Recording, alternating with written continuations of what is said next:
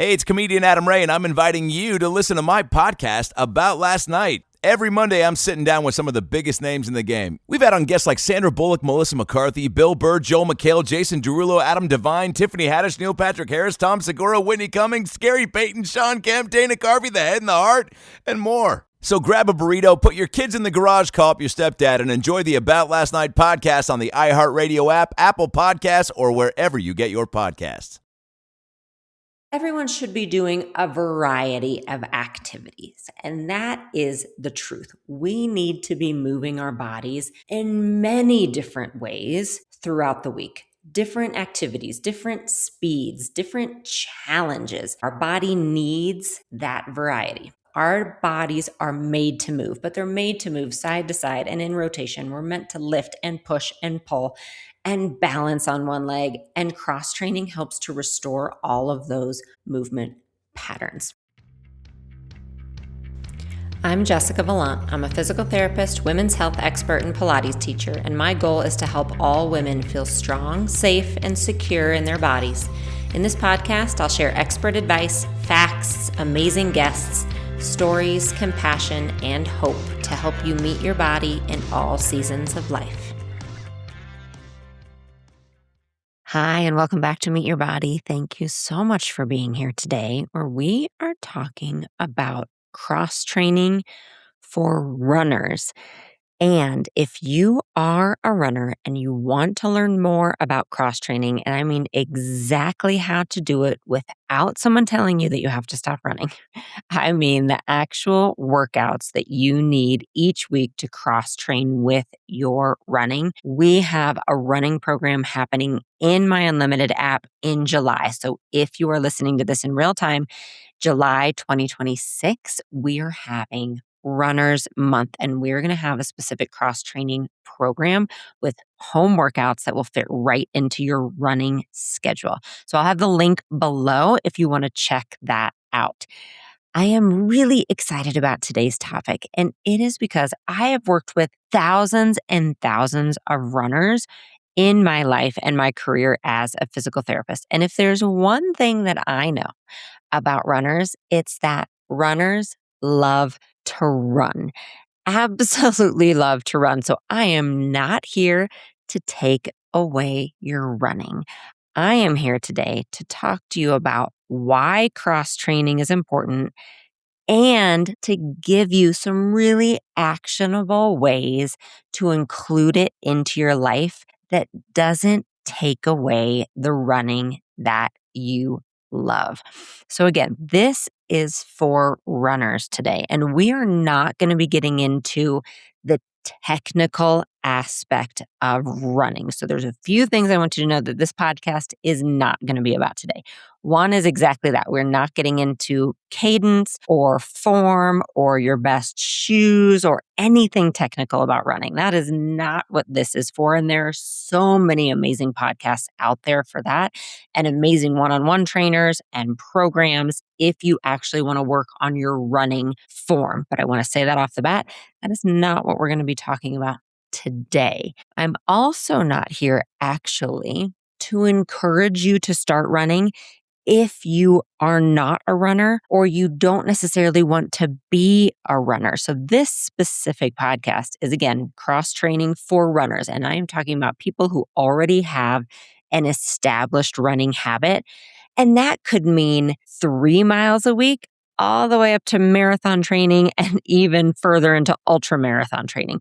All right. But if you have an established running habit already in your life that you want to keep, that is what today's podcast is about, cross training for you. Again, if you are not a runner, if you don't think you want to be a runner, you don't have to worry about today's podcast. I have actually an entire other podcast, and I'll link it below, where I talk about how running isn't for everyone, and you don't actually need it to have a healthy lifestyle. There are so many other cardiovascular workouts and cardiovascular opportunities. And if running isn't for you for any reason, that is okay. You can still live a really, really, really healthy life with a full, robust fitness program. So if you are not a runner, or if you're thinking to yourself, I don't know if I want to be a runner, you don't need to worry about today's podcast. Go instead, listen to the one below. But if you have an inkling that maybe you want to start running and you're wondering how that would work with your other workouts, then stay tuned today because that is really going to fit in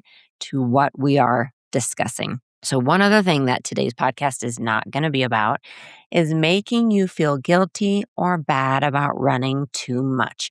I think there is a component to this idea of cross training for runners. And again, we're talking runners who love to run, that it's a really important part of not only your physical routine, but really your mental health and your mental routine. There's this idea that when someone comes in and tells you you need to cross train, that we're also going to take away your running, or we're going to make you feel bad about it, or we're going to make you feel guilty. And so you kind of shut it down. You shut down the whole idea of cross training because you don't want to go into that piece of it. And I am going to tell you, I'm not here to teach you any of those things. I am here to tell you how to keep your running and actually do other things and why those other things are important, and then how to include them to make your running even more efficient and to keep your body healthy while you do it. But I promise I am not here to take away your running or to tell you to stop running. So I want to tell you a funny story about where this podcast came from. So again, I've worked with runners for 25 years, and I'm going to include endurance athletes in this. So if you're an endurance athlete in any other modality as well, which would include cyclists, if you do triathlons, those kind of things, those endurance athlete sports, you might want to stick around for this because it is going to have similar components for what you need for your own body and mindset changes around cross training. But like I said, I've worked with runners for a really long time and try quite a bit to fit this cross training idea into their lifestyles to make it sustainable. So I got an email just the other day from a woman who she runs, I would say anywhere from, it sounds like 3 to 10 miles kind of a week, depending on if she's kind of training for that like 10K kind of distance. And she had gone to ChatGPT to ask for a cross training routine for herself. She actually has a running coach. So she has a very specific running plan she follows.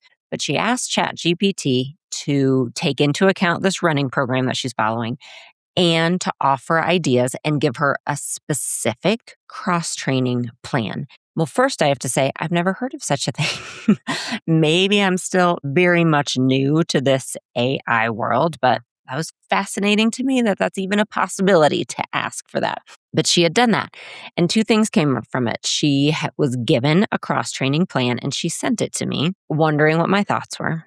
And two, in this plan, ChatGPT had included Pilates and had recommended that she reach out and be a part of our Unlimited app for the Pilates piece of cross training. So it specifically recommended Jessica Valant and our Unlimited app, which I have to say, thank you. That's great.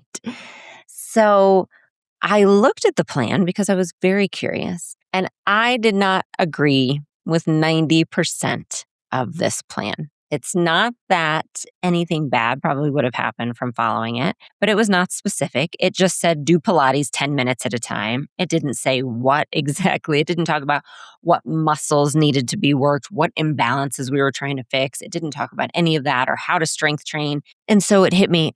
I need to get out there and give you specific tips on what a cross-training plan for runners looks like. So that is what we're going to do today. We're going to talk about why cross-training is important. And again, I hope to just give it to you in a really positive way so that you, if you are a runner, you can see why cross-training is important for what you're doing. And then I'm going to give you how to cross-train, how many days a week, like what it looks like depending on the amount of running that you are doing throughout the week. So first off, what is cross training? Like, what do we mean when we say that? Cross training is any activity that complements your running while also placing different demands on the body. So you can cross train for any activity. And I want to reiterate and say that this is not unique to runners.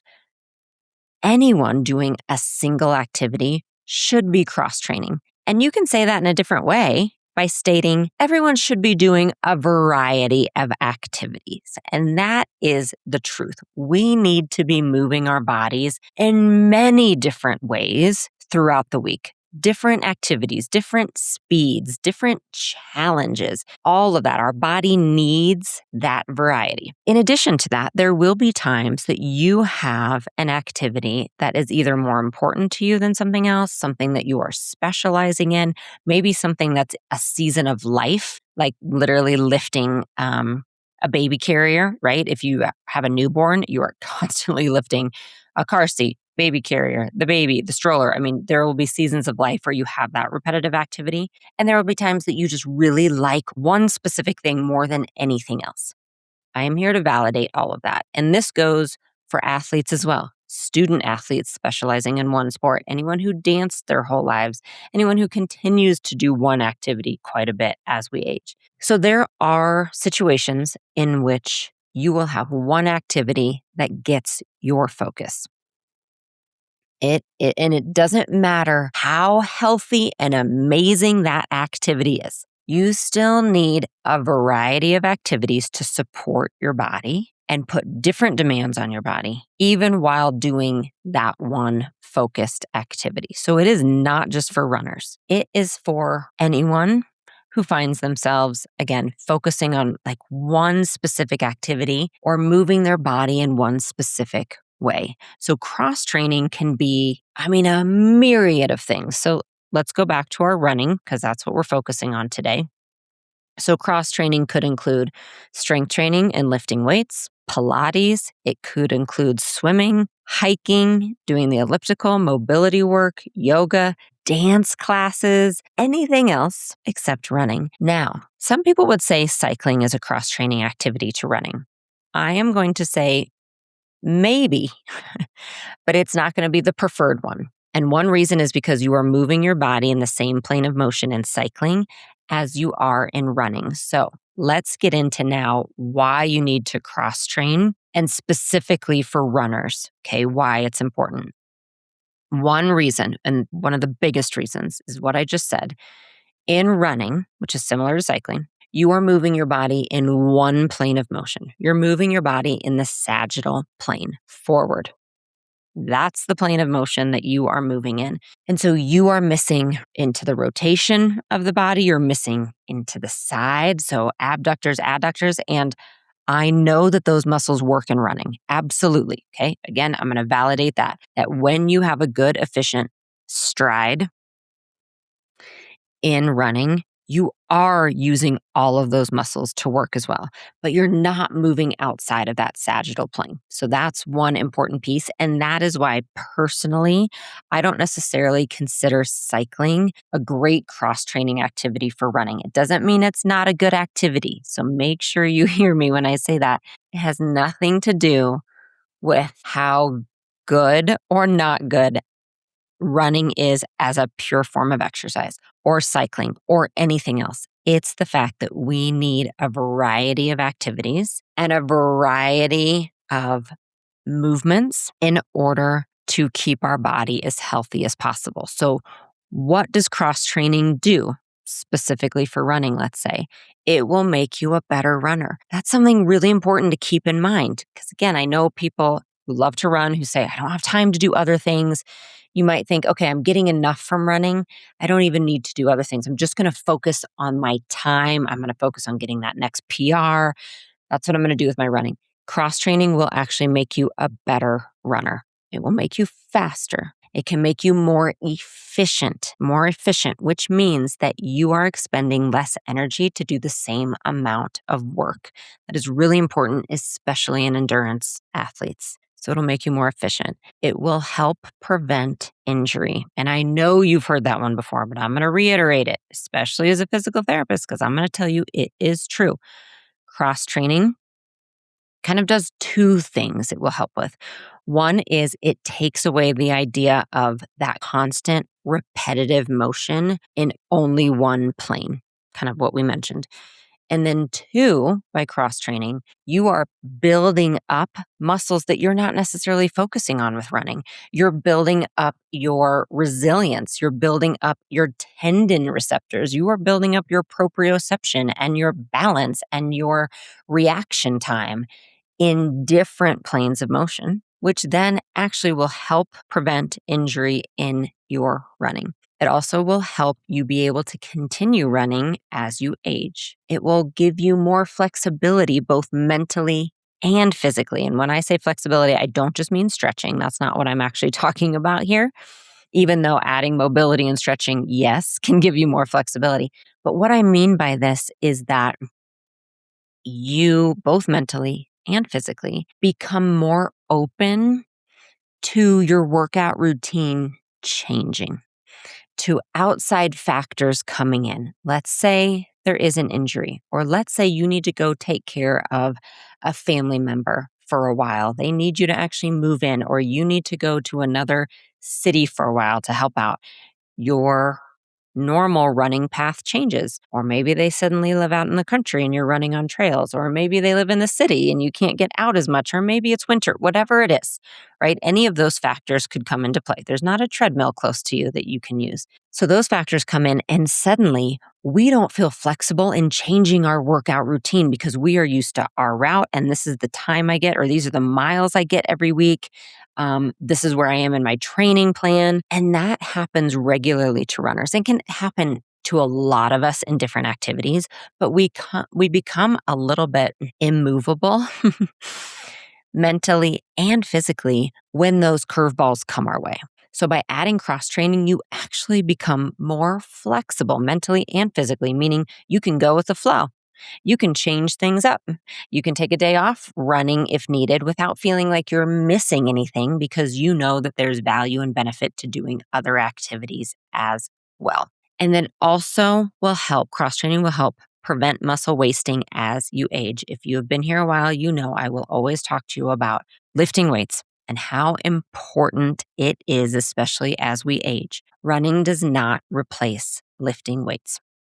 And I want to touch on this for a moment because yes, running is an amazing form of exercise. And yes, of course, you're building muscle. And yes, you're getting some impact. So it's helping your bone health because you're getting that impact. You cannot build muscle running like you can lifting weights. And I would say the same thing if you're only doing Pilates. If you only do mat Pilates, you are doing great. Of course, you're doing great things for your body. You are gaining mobility and body awareness and resilience, but you are not building muscle like you can lifting weights. Let's say you only lift weights. Say that's all you do.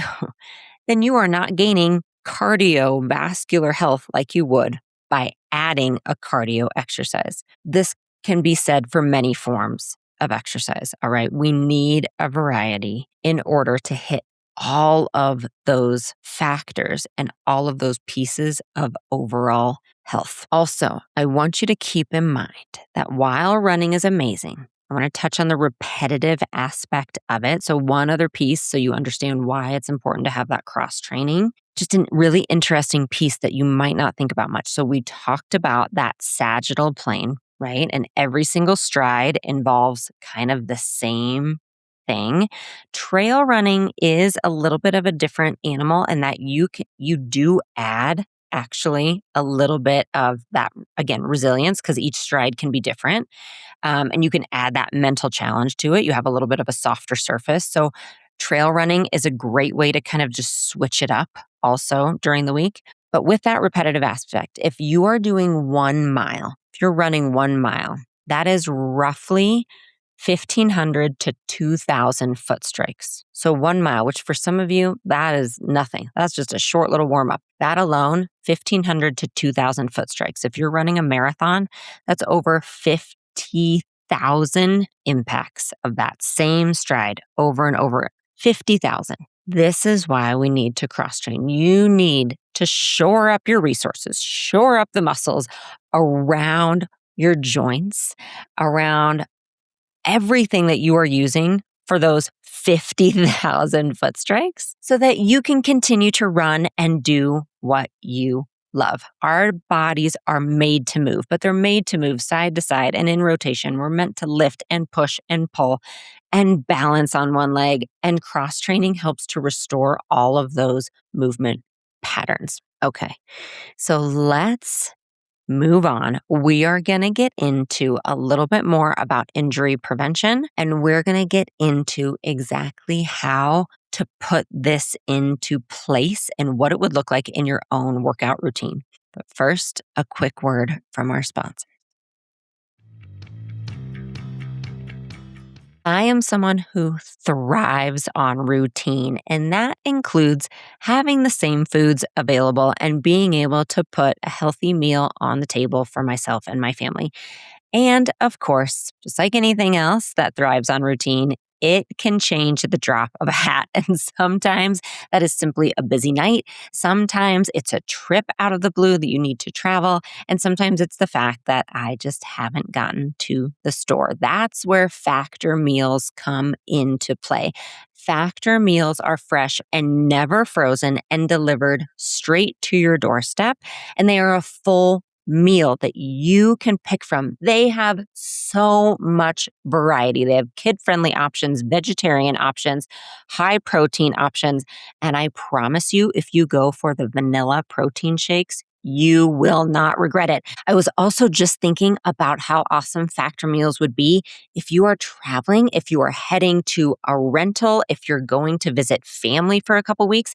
You can send some meals ahead of you to have them there so that even when you're traveling, you know you have a few healthy options available to you. You can head to factormeals.com/meetyourbody50off and use code meetyourbody50off to get 50% off and free daily greens per box with new subscriptions only while supplies last until September 27th, 2026. See website for more details. All right, so let's talk about injury prevention because this is a really important piece to remember, because if you can avoid injury, you will actually spend more time out on the roads or on the trails or on the treadmill. And what can happen with runners specifically, and it really, a big piece is because of that sagittal plane only repetitive motion, injuries can come into play. Injuries such as iliotibial band pain, hip pain, plantar fasciitis, Achilles tendonitis. These might sound familiar to many of you. Hip bursitis, shin splints, low back pain. And it's not that the running itself necessarily causes the injuries. It is not necessarily the impact. It's the fact that you are asking your body to do the same thing over and over and over again without giving it the strength and support it needs to do that activity. And I would say this, if someone was gardening, if someone was doing any other activity that they might love, that they say, oh my gosh, but I'm exercising, I'm moving. Yes, 100% you are moving and doing something good for your body. And also, you need the other activities to support yourself in that one thing that you love to do. And so those common injuries that we see in runners really typically 99% of the time come down to an imbalance in hip muscles all the way down the chain into the foot. I am telling you, if I see someone for plantar fasciitis, if I see someone for iliotibial band pain, if I see someone for bursitis pain, I am looking at hip muscles first. We're going to be working on hip abductors, hip adductors, internal rotation, external rotation. We might get into the pelvic floor. So much starts in the hips. So by adding even just a couple days a week, focusing on those muscles, you are going to be doing yourself a favor and can help prevent those really common injuries that runners can suffer. And what's amazing is things such as strength training, right? If we're adding in some squats, if we're adding in some work with the band, if we're adding in deadlifts, we're automatically getting into some of those muscles. In Pilates, it is made for those kind of things in the hips. We are constantly working on hip mobility and hip strength. Mobility itself is going to help the quality of the tissues. It's going to help the movement options you have available. So cross training with some of those basic alternative movement modalities will help your running in multiple ways. So one thing I want you to remember, and I hear this from a lot of runners, it's kind of that aspect of time and what you want to be spending your time on, because many runners, like all of us, you're limited on time. So you have to make a choice, right? I have 30 minutes to do something today, or I have 1 hour and that's it to move my body today. And I am training for a half marathon, or I've been sitting at my desk all week and I have had a really stressful week. And the only thing that makes me feel better is those endorphins. And I just have to run for an hour. I can't do anything else because that's what I need mentally. Those are both really valid things that you want in your life, and I don't want to take them away from you. I also want you to start to have the mindset that other things, other activities won't take away time from your running, and in fact, will help you in the long term. As we mentioned, it will help mentally have that mental flexibility. It will also help keep you on the roads longer because you'll prevent injury. It could also make you faster. It could make all of your running workouts more efficient. So it helps with running economy. It helps with power when you cross train, when you strength train. It helps with running economy, power, stride efficiency, force production. You can use less energy, as we talked about. You're more efficient. So you're using less energy at the same pace. You can help yourself in those ways. And then you also want to make sure that you're remembering just the value of moving your body in a different way. If you, again, go back to that idea of, okay, well, I can't lose my fitness. I can't lose my running rhythm. I can't lose that sweat. And that is a big one. So that's another big one I hear from so many runners. And this happens quite a bit if an injury comes into play. There's a pelvic floor issue. If you feel like running has been taken away from you for a little bit of time, a lot of people will come to me in that situation and say, I just don't know how to sweat. I'm so used to the sweating and that endorphin or that dopamine happening. I don't know how else to get it. So by taking some time on the front end, taking some time now to really see how your body responds to different forms of exercise, you're giving yourself options in case running isn't the top thing available to you for a while. I personally, and many of you know my story, I ran a half marathon in mid 2012, so a long time ago. And I'm not a natural runner by any means. It was hard for me, but I trained, I put in the time, I ran a half marathon. The next year I gave birth to our daughter. I had severe prolapse. I lived with it for 7 years before having surgery for it. My running life changed dramatically after that. I tried using pessaries. I tried multiple things. Also keeping in mind that running wasn't necessarily my top goal. There were other things I really liked to do instead of running, but running was the one way I knew to kind of get that sweat, to get that cardio, to push myself.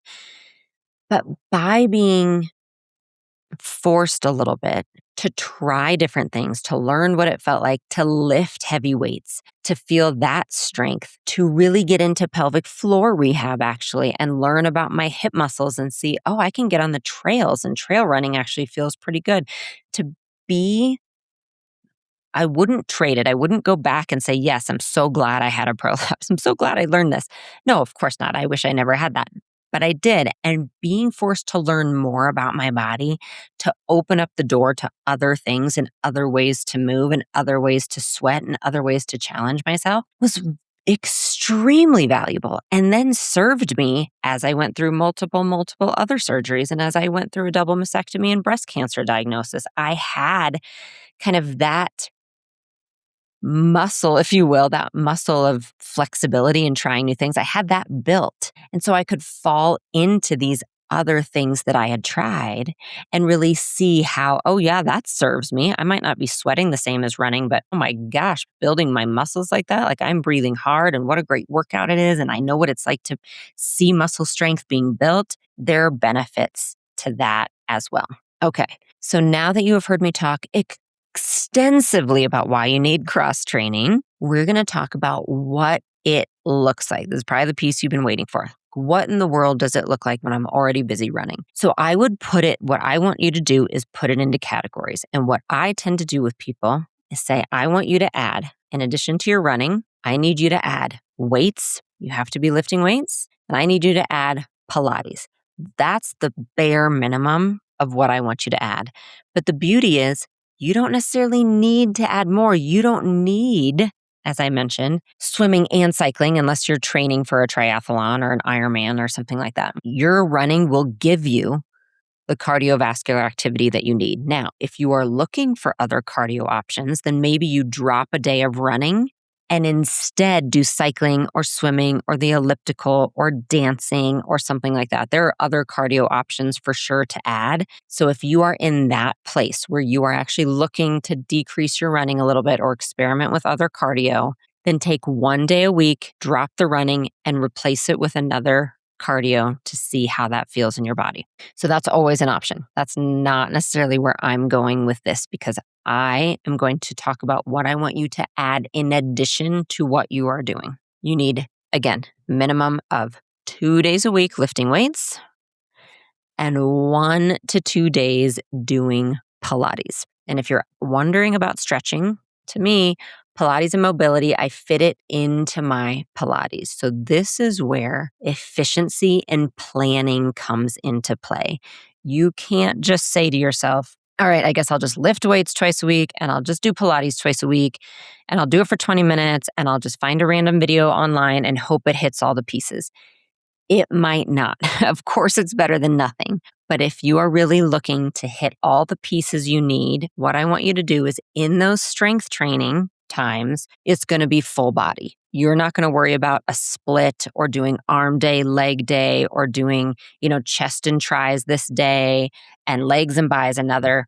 No, we're getting the biggest bang for our buck from what you can give us, which means a full body day. So if you are what we call like a recreational runner, so let's say you are running about 3 days a week in whatever distance that means to you, but you're not necessarily pushing for time. You're not following a big training plan. You just like to use it for your cardio. You've always enjoyed running. That's what it is for you. So that's your 3 days a week. So in addition to that, I want you to do 2 days a week of lifting weights for 20 to 30 minutes. And those are going to be full body days. All right. And then you have 1 session of Pilates. And that also, I would do a full body Pilates session that includes some mobility. And I would be happy with that plan. If I was your trainer, or if I was your physical therapist, I would be happy if you were doing that plan. Then you can also be walking on your off days from running, just to keep kind of that active rest idea with the walking plan. So walking is always a good thing to do. You could incorporate some of your stretching and core work 10 minutes at the end of your run. So you're not adding a whole other day. You're not thinking, oh my gosh, I have to add this and this and this and this. Nope. We have Pilates. We have our strength. Check, done. You have your 3 runs per week. And then if you want a little additional stretching or a little additional core work, you can add that in 10 minutes after your runs. And that's how you would incorporate it. That also leaves you with 1 rest day per week. Rest day, either completely resting or again, maybe an active rest, which would be a walk. An active rest doesn't mean another run. Okay, if you're running 3 days a week, you can leave it at that unless you're training for something. Give yourself a full rest day off or do a walk or play in the driveway with your kids. If you are training for something longer, or again, just regularly training, that you are more of a competitive runner, constantly pushing that PR, doing speed work on a running team, those kind of things. Again, I'm not here to tell you what your distance is going to look like or what that plan would look like. We're going to assume, though, that you are running about 4 days a week. So we're going to up it to 4. And I know that's a very big generalization. And some of you are at home thinking, I run every day. I'm going to talk to you in just a second. So let's say you're doing 4 runs a week. All right. Then you're still going to give me the same thing. 2 strength workouts per week, full body, 1 mobility Pilates day. The problem is that's 7 days a week. So that does not give you a complete recovery day unless you can do it like 4 days. You're thinking of this as like an 8-day in a row plan.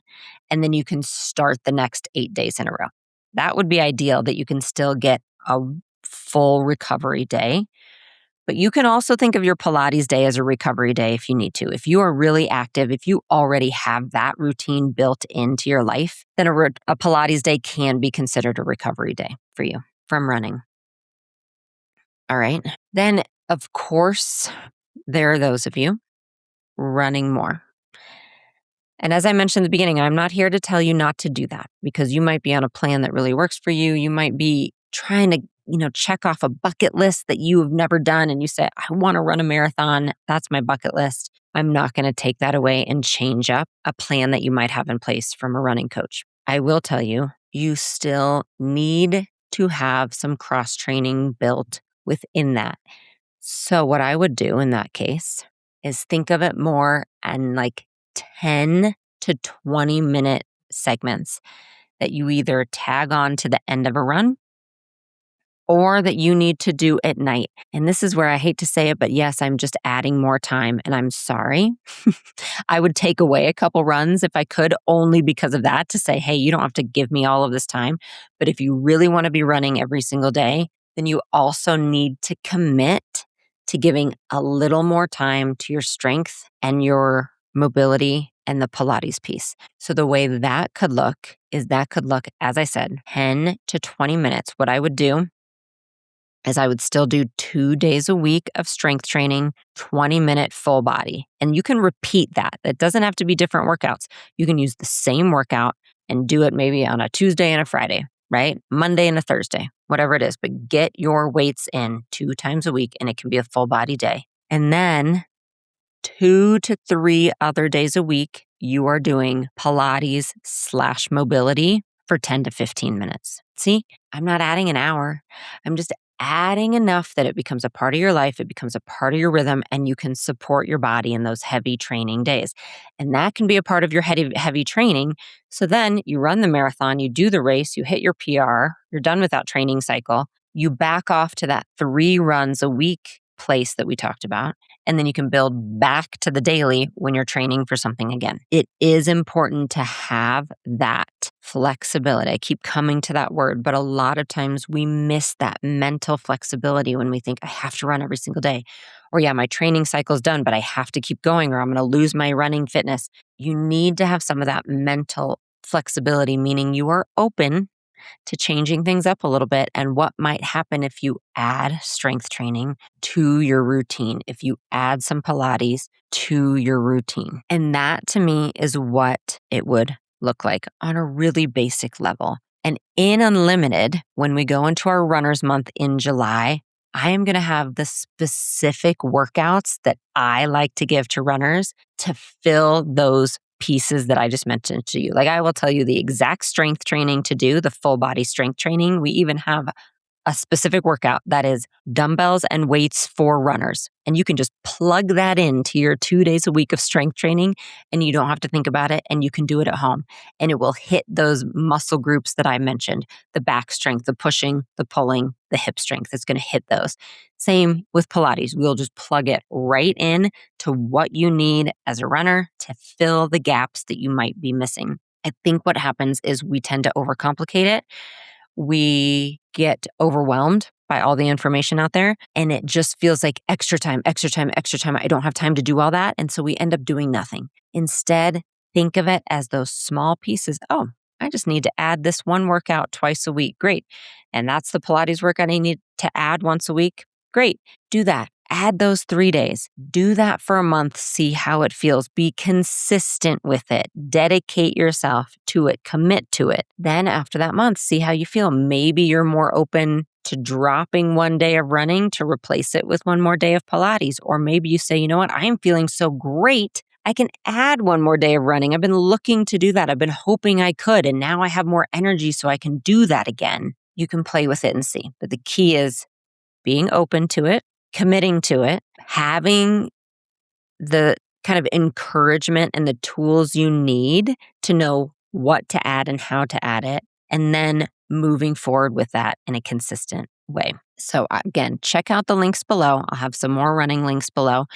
And then we do start our running program in Unlimited in July 2026. And it will be just what I mentioned today. It's just going to be that add-on plan. So we're not going to talk the technical aspect of running, but we're going to talk about that add-on plan on how to cross-train with the running that you are already doing. Thank you so much for being here today. Happy running, and I will talk to you soon. Thanks so much for listening today. I would love it if you could take a moment to subscribe, rate, and review this podcast. It means a lot to us and it helps our content get out to more women who need it.